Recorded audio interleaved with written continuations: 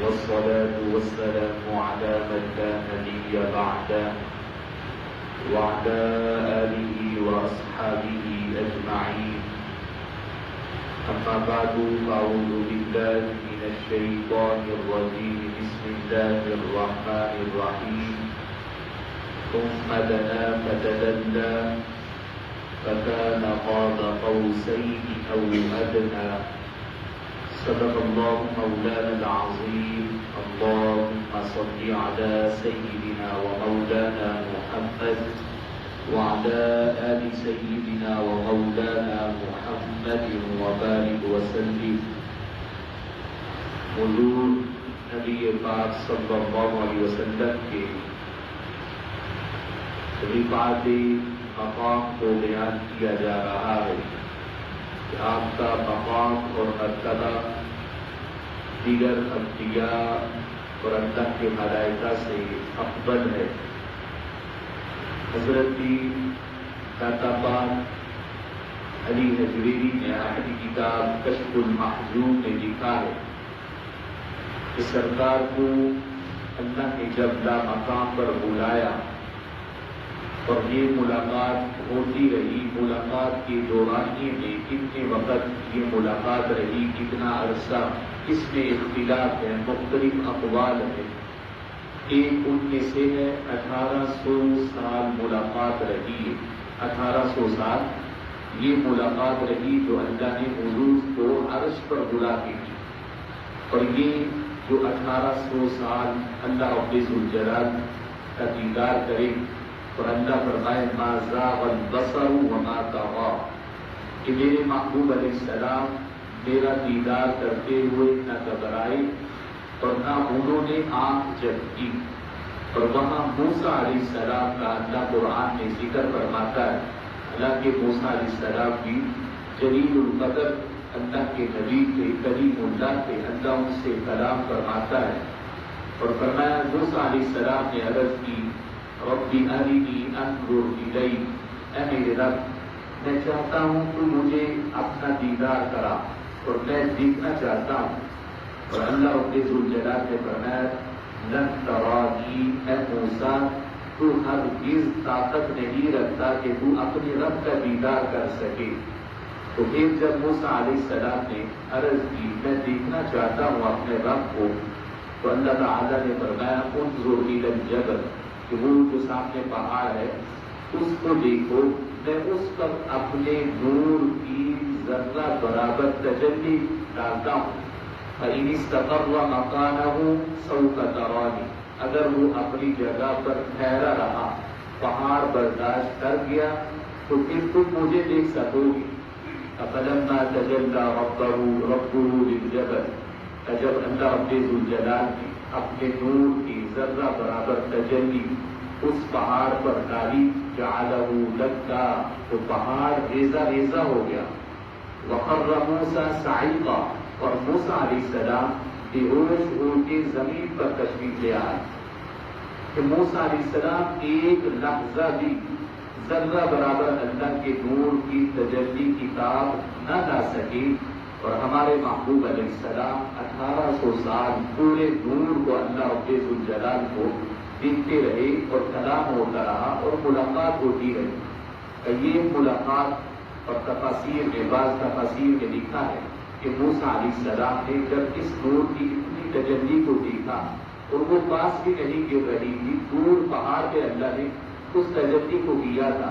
تو جب اس تجلی کو دیکھنے کے بعد فرمایا موسیٰ علیہ السلام کی بینائی کا، آنکھوں کا یہ عالم تھا کہ رات کے اندھیرے میں کالے پتھر پر کالی چونٹی کو ریکھتے ہوئے دیکھ لیا کرتے تھے. اور مسافت کتنی؟ فرمایا 58 میل دور حضرت موسیٰ علیہ السلام رات کو بھی دیکھ لیا کرتے تھے. یہ صرف اس نور کی ذرہ برابر تجلی دیکھنے کی وجہ سے. اور جنہوں نے 1800 سال اس پورے نور کی زیارت کی ہو، اسے دیکھتے رہے ہوں، کلام ہوتا رہا ہو، پھر اللہ رب ذوالجلال ملائکہ کی ڈیوٹی لگا دی. کہیں موسیٰ کو کھڑا کر دیا تو کہیں جناب خلیل اللہ ابراہیم علیہ السلام کو، کہیں حضرت آدم علیہ السلام کھڑے جب نمازوں کا تحفہ دیا تو ہر ایک واپس بھیج رہا ہے، اے محبوب صلی اللہ علیہ وسلم آپ کی امت 50 نمازیں نہیں پڑھ سکے گی، آپ واپس چلے جائیں۔ حالانکہ اللہ کو بھی معلوم تھا اس چیز کا، لیکن رستے میں اپنے انبیاء کو کھڑا کیا کہ میرے محبوب تمہارے پاس آئے، تم بھی انتظار کرو اور پھر میرے پاس واپس بھیج دینا، پھر ملاقات شروع ہو جائے۔ تو یہ اللہ تعالیٰ کے ہاں نبی رحمت صلی اللہ علیہ وسلم کا مقام ہے۔ اور اللہ پاک کہتے ہیں جب معراج کی رات یہ ملاقات ہوئی، کا مقام پہ بلایا اللہ نے، تو حضور نے واپس آنے سے انکار کر دیا، کہا اب میں اتنی غلطی پر اپنے رب کے ہاں جب میں پہنچ چکا ہوں تو اب میں نے دنیا میں واپس نہیں جانا۔ تو اللہ تعالیٰ نے فرمایا اے محبوب صلی اللہ علیہ وسلم اگر یہی دیدار آپ کو زمین پر عطا کر دیا جائے، جو جہاں پر بلا کے آپ کو دیدار کروایا جائے، اگر زمین پر ہی یہ دیدار مل جائے تو پھر آپ تشریف لے جائیں، کیونکہ ہم نے آپ کو انسانوں کی رہنمائی کے لیے بھیجا ہے۔ اگر آپ ہی واپس نہیں جائیں گے تو پھر ان کی رہنمائی کون کرے گا؟ آپ میرے اور ان کے درمیان میں ایک وسیلہ ہے، واسطہ ہے۔ تو آپ کہتے ہیں جب حضور واپس تشریف لائے، ترمذی میں بھی حدیث موجود ہے اور امام بخاری نے بھی اسے اپنی کتاب بخاری شریف میں ذکر کیا ہے، اور حضرت معاذ بن جبل آپ حدیث کے راوی، آپ کہتے ہیں اخطب عنا رسول اللہ صلی اللہ علیہ وسلم ذات غداۃ من صلاۃ الصبح، کہ صبح کی نماز کا وقت تھا، ہم صحابہ اکرام علیہ رضوان حضور کا انتظار کر رہے تھے اور حضور تشریف نہیں لا رہے تھے مسجد شریف میں، اپنے حجرہ مبارک میں تھے، حتیٰ کدنا نتراءى عین الشمس، کہ قریب تھا کہ سورج طلوع ہو جاتا، اتنی تاخیر ہوگی نماز، حضور تشریف نہیں لائے۔ تو فخرج سریعا، حضور اپنے حجرہ مبارک سے نکلے اور تیزی سے آ کے مصلی پر تشریف لائے، فصلی بالصلاۃ، پھر نماز کے لیے اقامت کری گئی، فصلی رسول اللہ صلی اللہ علیہ وسلم وتجوز فی صلاته، تو حضور نے انتہائی مختصر فجر کی نماز کو پڑھایا۔ جب سلام پھیرا تو کہنے لگے، حضرت معاذ کہتے ہیں فقال لنا، حضور نے ہمیں کہا علی مصابکم کما انتم، اے میرے صحابہ جس طرح تم نے نماز پڑھی اسی طرح بیٹھے رہو، یعنی صفوں میں ہی بیٹھے رہنا۔ تو کہتے ہیں ہم اسی طرح بیٹھے رہے۔ ثم انتقل الینا، پھر حضور وہ اپنا چہرہ مبارک والضحیٰ والا ہماری طرف کیا اور ہمیں دیدار کروایا اور کہنے لگے اما انی ساحدثکم ما حبسنی عنکم الغداء، میں تمہیں بتاتا ہوں آج جو لیٹ ہوا ہوں خلاف معمول، اس کی وجہ کیا ہے، میں تمہیں بتاتا ہوں۔ انی قمت من اللیل فتوضأت فصلیت ما قدر لی، میں رات کو اٹھا تہجد کے لیے، میں نے وضو کیا اور جو اللہ تعالیٰ نے مجھے تہجد کا حکم دیا میں اس کو ادا کر رہا تھا۔ فنعست فی صلاتی فاستسقمت، اب میں نماز پڑھ رہا تھا تو نماز میں مجھے اونگ آئی اور مجھ پر نیند کا کہ نیند کا غلبہ ہو گیا۔ تو جب نیند میں پہنچا فَإِذَا أَنَا بِرَبِّي تَبَارَكَ وَتَعَالَى فِي أَحْسَنِ صُورَةٍ، تو میں جب نیند میں پہنچا تو اللہ رب ذوالجلال کا میں نے خوبصورت شکل میں دیدار کیا کہ اللہ نے مجھے زمین پر رہتے ہوئے یہ دیدار عطا فرمایا۔ فقال یا محمد، اور اللہ نے کہا اے محبوب صلی اللہ علیہ وسلم، قلت ربی لبیک، تو میں نے عرض کی ہے میرے رب میں حاضر ہوں۔ قال فیما یختصم الملأ الاعلی، اے محبوب بتائے یہ جو میرے مقرب فرشتوں میں سے بھی جن کو میں نے زیادہ قرب عطا فرمایا ہے، اشراف، یہ کس چیز میں بحث کر رہے ہیں، تکرار کر رہے ہیں؟ تو حضور کہتے ہیں میں نے عرض کی لا ادری، اے میرے رب میں نہیں جانتا۔ تو اللہ نے 3 دفعہ فقالها 3 دفعہ مجھ سے پوچھا کہ اے محبوب بتائیں یہ میرے مقرب فرشتے کس چیز میں بات کر رہے ہیں، ان میں کس چیز کا تکرار ہو رہا ہے؟ تو تینوں دفعہ حضور نے فرمایا لا ادری، میں نہیں جانتا۔ تو آپ فرماتے ہیں، حضور فرماتے ہیں فرأیتہ وضع کفہ بین کفی حتی وجدت برد اناملہ بین ثدی، کہ میں نے دیکھا اللہ رب ذوالجلال نے اپنی شان قدرت والا ہاتھ، ویسے تو اللہ تعالیٰ انسانی چیزوں سے اور حادث ہونے سے پاک ہے، ہاتھ پاؤں جسم سے پاک ہے، لیکن یہ اللہ تعالیٰ کی حضور نے ایک مثال کی سمجھانے کے لیے فرمایا تشبیہ دی، تاکہ اللہ نے اپنا دست قدرت وہ میرے دونوں کندھوں کے درمیان یعنی سینے والی جگہ پر، دل والی جگہ پر اس طرح رکھا تو میں نے اللہ کے ہاتھ کی ٹھنڈک اپنے سینے کے اندر محسوس کی، اور کہا فتجلی لی کل شیء وعرفت، اللہ نے جب ہاتھ رکھا تو جو پہلے گزر چکا تھا، جو پہلے گزر چکا اور جو بعد میں ہونے والا ہے، سارے کا سارا میرے سامنے ظاہر ہو گیا کہ جو پہلے مجھ سے جو واقع ہو چکے امتیں گزر گئی، تو مجھے ان کا بھی علم آ گیا، جو بعد میں ہونے والا ہے میرے بعد، تو اس چیز کا بھی مجھے پتہ چل گیا۔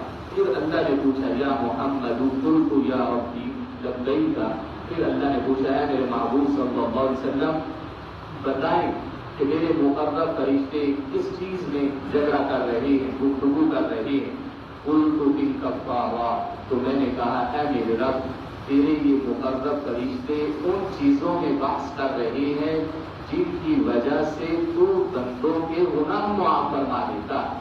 تو اللہ تعالیٰ نے پوچھا وما ہن، اے میرے محبوب صلی اللہ علیہ وسلم وہ چیزیں کون سی ہیں؟ اب حضور ملائکہ کی گفتگو کو بھی سن رہے ہیں، وہ جو ہاتھ اللہ نے سینے پر رکھا تو اس سے ہر چیز کا علم حضور کو عطا فرما دیا، اور سماعت اتنی تیز ہو گئی کہ ان ملائکہ کی اب گفتگو سن بھی رہے ہیں اور اللہ کو بتا بھی رہے ہیں۔